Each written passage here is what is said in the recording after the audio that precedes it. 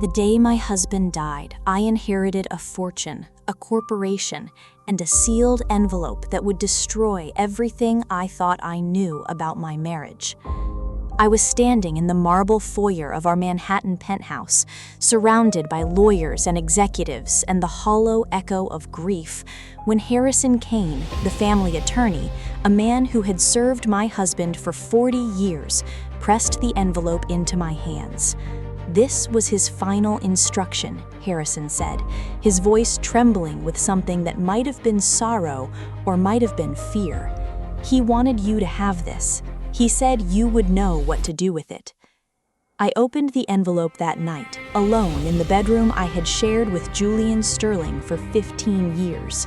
The room still smelled like him, sandalwood and whiskey, and the faint trace of the cigars he had smoked in secret against the advice of every doctor who had ever treated him.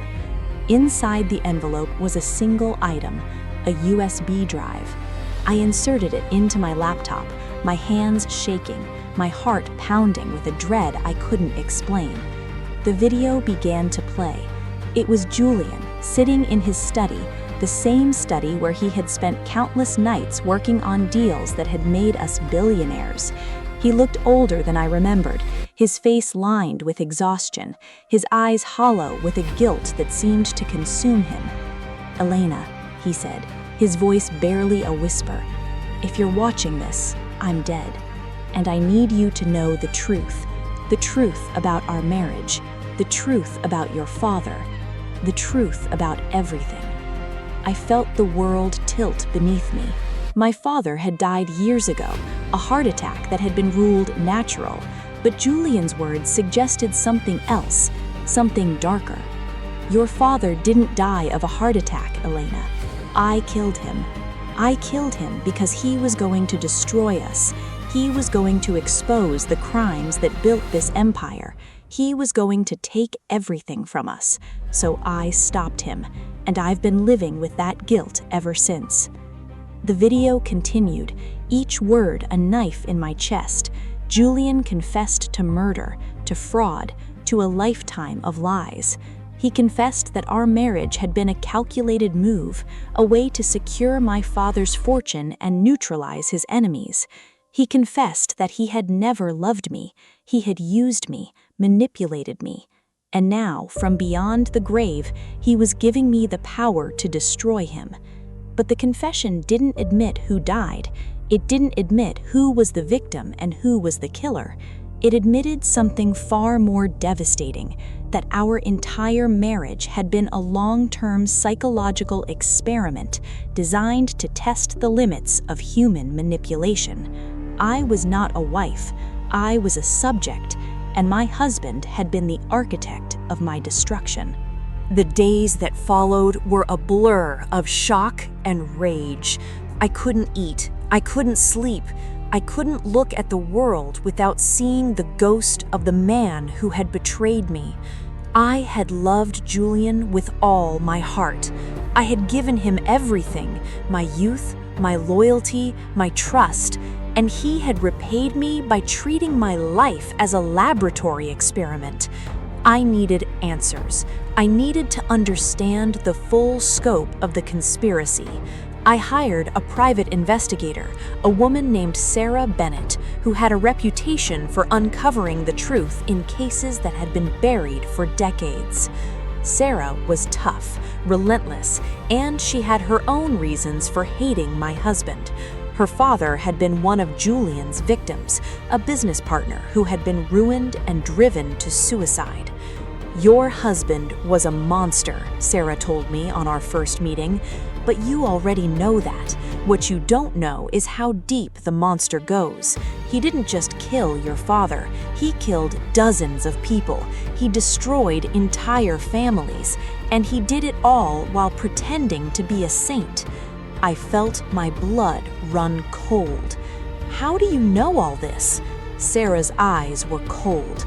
"Because I've been investigating him for years. I just didn't have the evidence to bring him down. But now I do.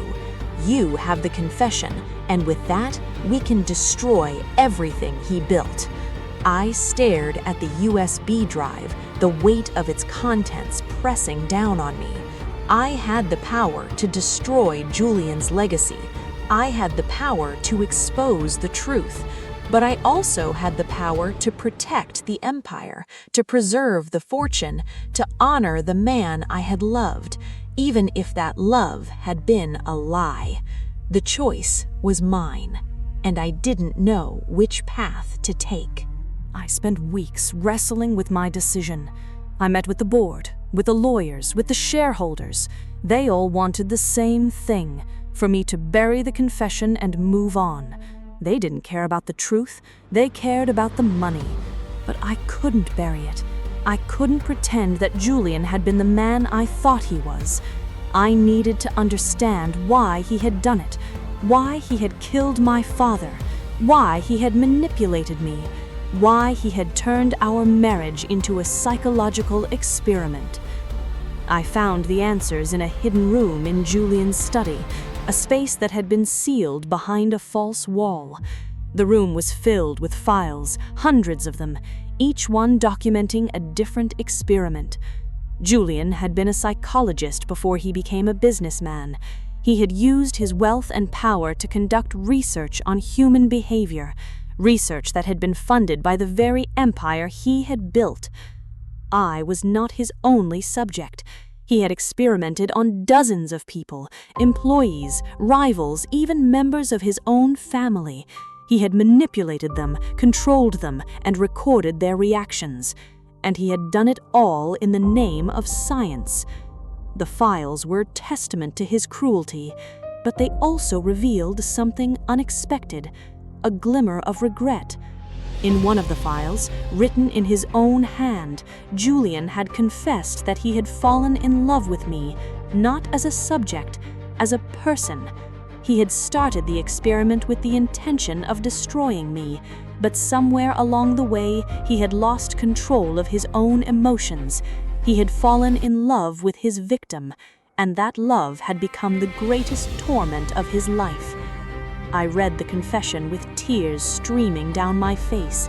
The man I had loved had been a monster, but he had also been a man, a broken, complicated, deeply flawed man who had been consumed by his own demons, and I didn't know whether to hate him or pity him.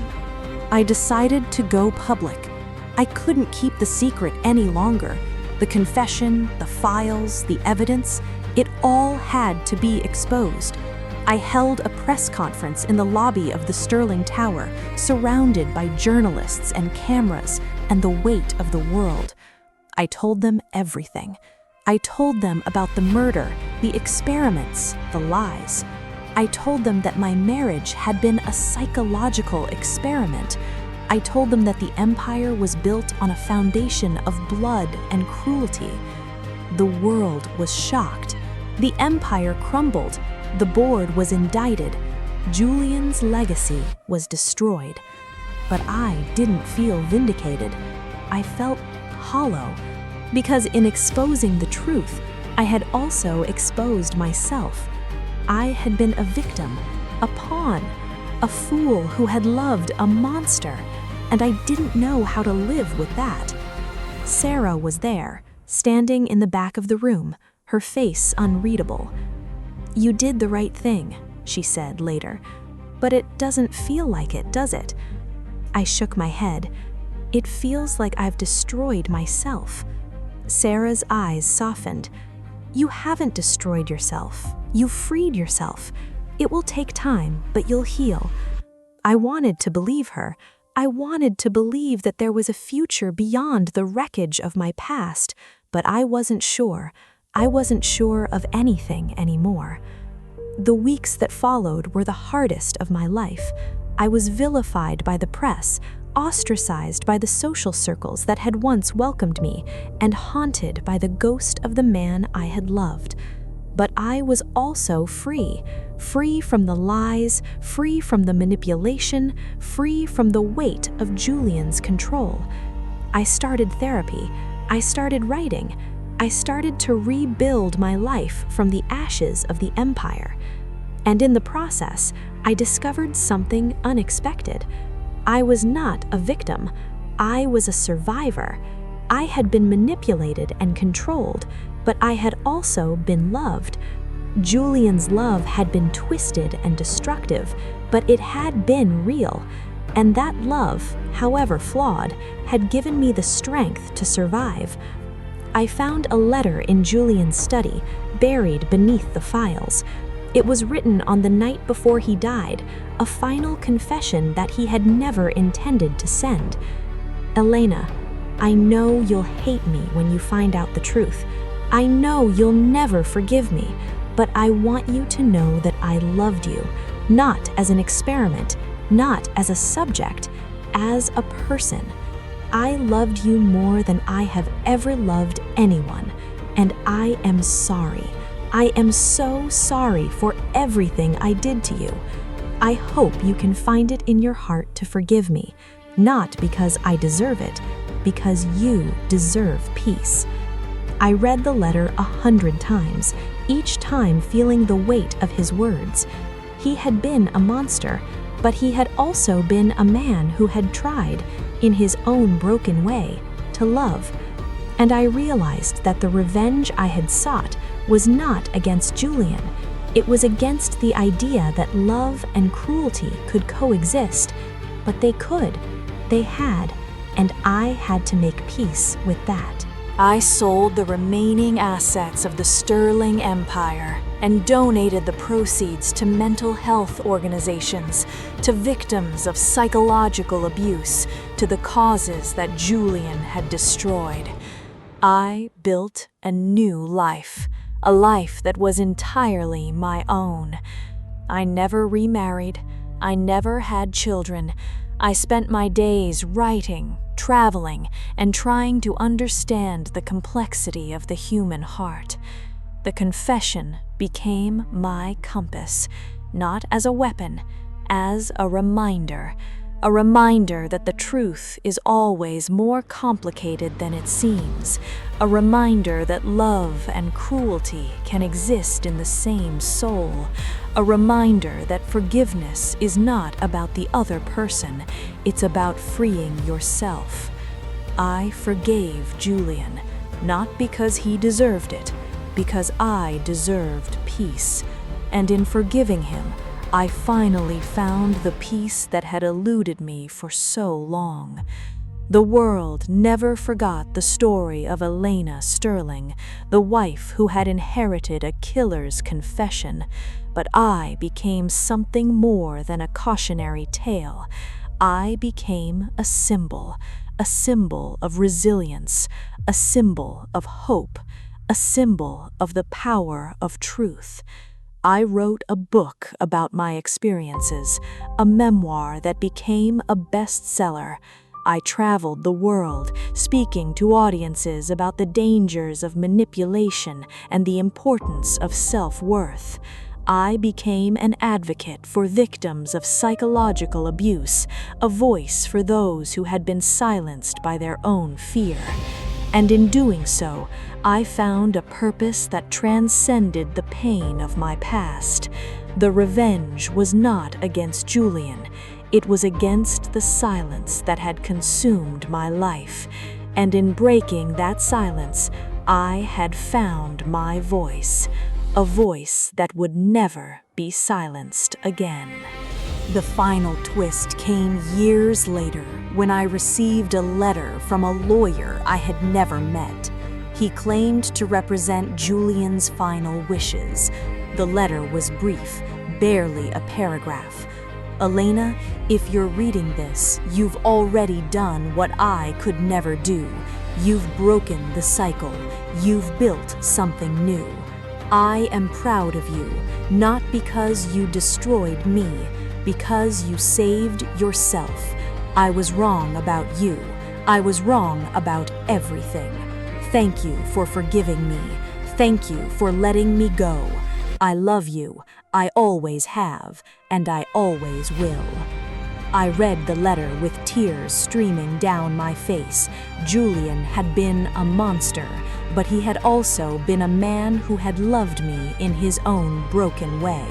And that love, however twisted, had been real. I burned the letter, not out of anger, out of acceptance. The revenge was not against Julian, it was against the cycle of hatred that had consumed my family, and I had broken it. I had become the architect of my own destiny.